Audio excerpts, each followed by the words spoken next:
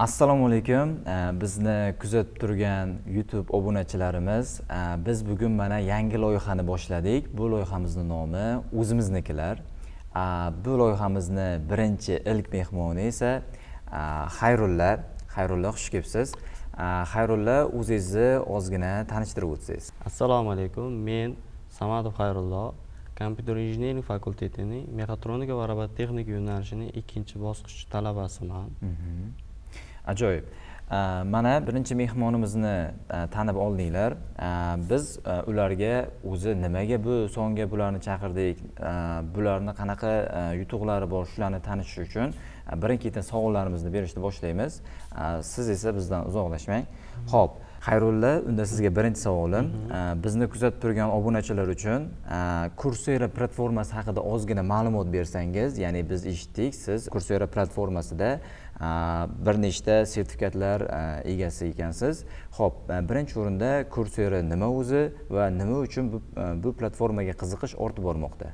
Coursera platformasiga to'xtaladigan bo'lsak, bu platforma jahon standartiga mos bo'lgan o'quv darslar to'plami hisoblanadi. U yerda katta kompaniyalar, ya'ni o'sha biz bilgan Meta, Google, IBM kompaniyalari yoki o'zimiz bilgan top universitetlar darslari, video qo'llanmalari, video darsliklari to'plangan umumiy katta ta'lim platformasi hisoblanadi. Unda ta'lim olgan talaba yoki ta'lim olgan shaxs o'zini darajasiga mos sertifikat oladi va bu sertifikat jahonda, ya'ni katta kompaniyalarning o'zida tan olinadigan sertifikatlar beradi. Ajoyib, ajoyib, juda ham zo'r. Mana Coursera platformasi haqida oz bo'lsa-da ma'lumotga ega bo'ldingiz. Buni to'liqroq boyitib boramiz. Bizda esa ikkinchi savol. Courserada o'qish sizga nima berdi va o'zingiz qanday sertifikatlar olgansiz?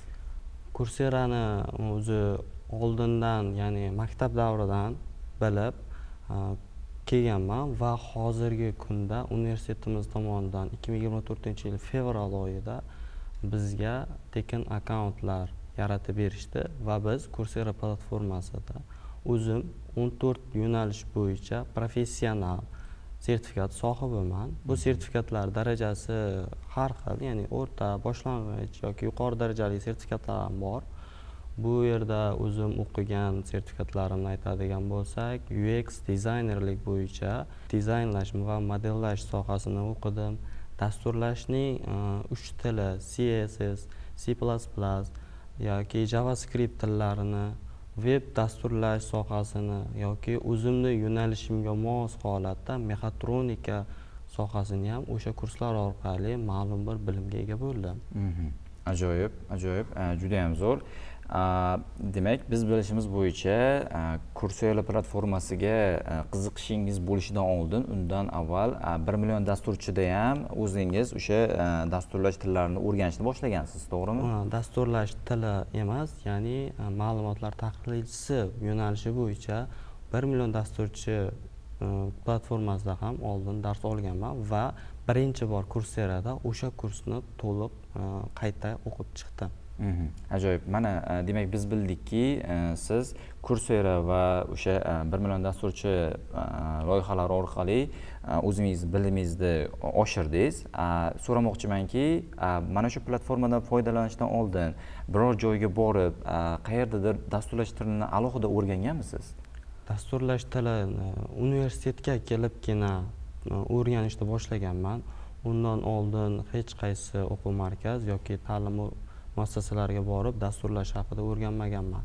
Universitetga kelganimdan so'ng o'qituvchilarim yordamida shu Coursera platformasiga kirish va undagi qaysi dasturlash tillarini o'rganish haqida suhbatlashib va aniq ma'lumotlarga ega bo'lgach, Coursera platformasida o'sha dasturlash sohasini o'rganib boshladim.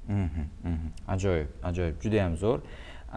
Bizda mana talabalar uchun ajoyib yangilik bo'ladi. Mana hozirgi savolimiz, ular Coursera platformasini topishdi, undan foydalanishni boshlashdi va ana endi ularga yana qanday yordam berilishi mumkin? Mana hozir buni so'rab olamiz. Xo'p, mana talabalar uchun yana qanaqa hozir imkoniyatlar bor, yordamlar bor? Ya'ni universitet bu yerda qanaqa yordam beryapti? universitetda yordami juda katta bo'ldi. Ya'ni yuqorida ta'kidlab o'tganimdek, o'tgan yilning fevral oyidan boshlab qiziqish bildirgan talabalar uchun tekin akkauntlar, ya'ni Coursera sertifikatlarini olish jarayonida ma'lum bir mablag' sarflash kerak bo'ladi. Sizni kursni to'liq tugatib, o'zingizni bilimingizni tasdiqlovchi sertifikat olish uchun. O'sha narsalarni universitet Coursera platformasini rasmiylari bilan suhbatlashgan holatda, kelishgan holatda tekin qilib ochib berishdi va ko'plab talabalar bunga qiziqish bildirishdi, o'zlarini Coursera platformasida sinab ko'rishdi, bilim olishdi va menga o'xshab, ya'ni 14 talab, 10 talab bilim sohasini kengaytirganlar bor. Hozirgi kunda ham universitet jadal bu jarayonni olib bormoqda. Yaqingi ma'lumotlarga ko'ra, bu tekin akkauntlar soni 2000 taga yetish ehtimoli bor, 2000 ta bo'lib qoldi.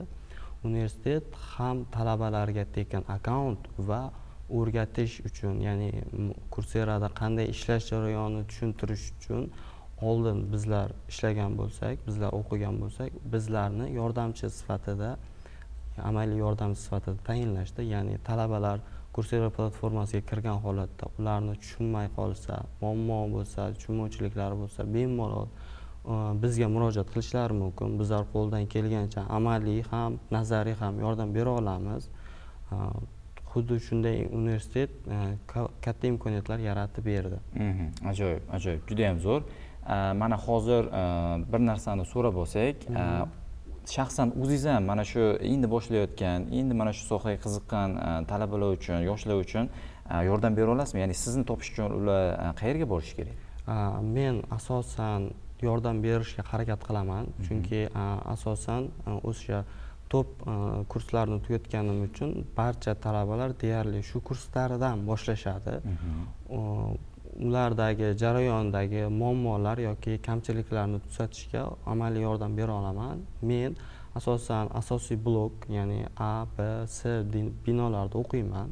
Har kuni ikkinchi smena yoki kun davomida asosiy universitetimiz asosiy binosida bo'laman. Telegramda alohida bu Coursera uchun guruhlar ochilgan. Bu guruhlarga qo'shilib olsangiz, sizlarga o'sha guruhga yozilgan muammolaringizni hal qilish uchun yoki hal qilishda video qo'llanmalar tayyorlangan. O'shalarni ko'rish orqali bemalol muammoni hal etish imkoniyati bor. Juda ham ajoyib. To'g'risi bunaqa imkoniyatlarni ko'rib, to'g'risi o'zim ham hali rivojlantirmagan, hali oshirmagan bilimlarimni oshirishga hozirdan qaror qildim. Juda ham zo'r, xayrullo. Xo'p, mana endi bizning talabalarimiz qiziqib, bizni kuzatib turgan odamlar mana shu platformadan foydalanishga qaror qilishdi va ba'zi bir odamlarda, misol uchun, qanaqadir qiyinchilik tug'ilishi yoki biroz dangasalik holatlari kuzatilishi mumkin. Mana shu narsani oldini olish uchun bir narsani so'ramoqchiman. Xo'p, Coursera'da ta'lim olish jarayoni qiyin emasmi? Coursera platformasida ta'lim olish jarayoni juda sodda tuzilgan. Bu jahon standartlarida tuzilgani sababli talabalar oddiy bo'lib, u talabalar bemalol tushuna olishadi. Unda asosiy narsa bu til bo'lib, ya'ni til bilgan talaba Coursera platformasida oddiy ishlarni olib borishi mumkin. O'quv jarayoni oddiylashtiriladi. Coursera'da yana bir yutuq narsasi, unda ta'lim shakli rejalashtirilgan. Ya'ni siz o'z bilimingizga mos kursni tanlaysiz. Unda boshlang'ich, o'rta, yuqori darajali kurslar va kursni boshlash jarayoningizda u juda sodda, juda kam vaqt sarflash jadvalini chiqarib beradi. Kam vaqt bilan uzoq muddat davomida o'rganish imkoniyatingiz bor. O'zlarini topshiriqlar muddati yoki shu deadlinelar haqida xabar beradi. Testlarni ishlash jarayoni, testlarni ishlash jarayonida yoki video yoki o'quv qo'llanmalarini tushunmaydigan talabalar uchun esa sun'iy intellekt yordamchilari, o'zini yordamchi bo'limi ham bor. Muammolarni hal qilishda bemalol ularga murojaat qilishingiz va ulardan amaliy nazariy yordam olishingiz ham mumkin. Mana to'g'risi bu imkoniyatlarni eshitib men juda ham qiziqib ketyapman. juda ham ajoyib. Hozir har qanday bahonasi bor odam ham menimcha hozir bahonalarni unutdi, chunki bu yordamdan keyin har kim o'qishga hozirdan qaror qilgan bo'lsa kerak. Xo'p, juda ham ajoyib. Bizda siz uchun oxirgi savolimiz bor. Mana talabalarimiz, bizni kuzatib turgan odamlar Courseradan foydalanishni boshlashdi yoki bo'lmasam endi foydalanishga qaror qilishadi. Aynan mana shunaqa odamlar uchun qanaqangi siz bera oladigan tavsiyalar bor? Mana shu tavsiyalarni aytib o'tsangiz, sizni kuzatib turishibdi. Coursera haqida aytadigan bo'lsam, ya'ni meni beradigan tavsiyam bu kurslarni bemalol boshlashingiz mumkin. Bu uchun siz bilim darajangiz yuqori bo'lishi shart emas. Kursga kirgan vaqtingiz o'ziga mos qilib kurslar darajasini chiqarib berishadi. Faqat to'g'ri tanlov imkoniyati.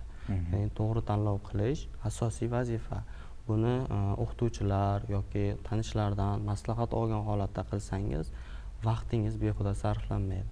Uni o'qish uchun aynan bir joyda o'tirish yoki aynan kompyuter yoki aynan mobil telefonni o'zi doimiy yoningizda bo'lishi shart emas. O'quv kitoblari ham, o'quv video qo'llanmalari ham bemalol telefonda ko'rishingiz mumkin. Testlar yoki onlayn laboratoriya topshiriqlarini shunchaki berilgan muddatda kompyuterda, xohlasangiz undan oldin ham bemalol kompyuter qurilmalarida, noutbuklarda topshirib qo'yishingiz mumkin.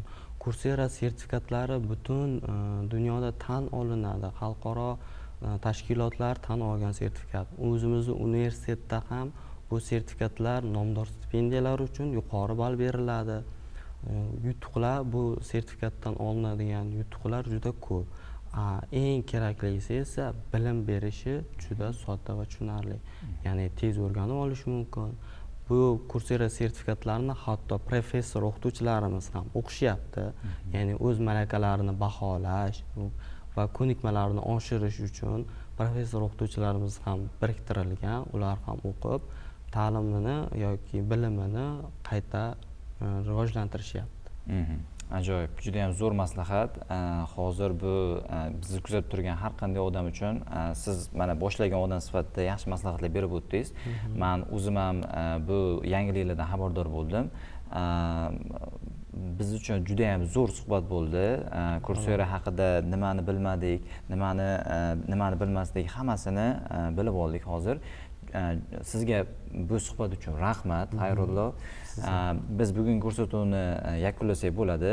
Xayrulloga esa ishlarda omad, buyuk zafarlarni zaft etishlarini, katta marralarga erishishlarini xohlaymiz. Sizga omad, Xayrullo. Biz o'zimizning obunachilarimizga esa xayr degan holda keyingi ko'rsatuvni keyingi sonini kutishlarini tilab qolamiz. Buguncha esa sizga xayr.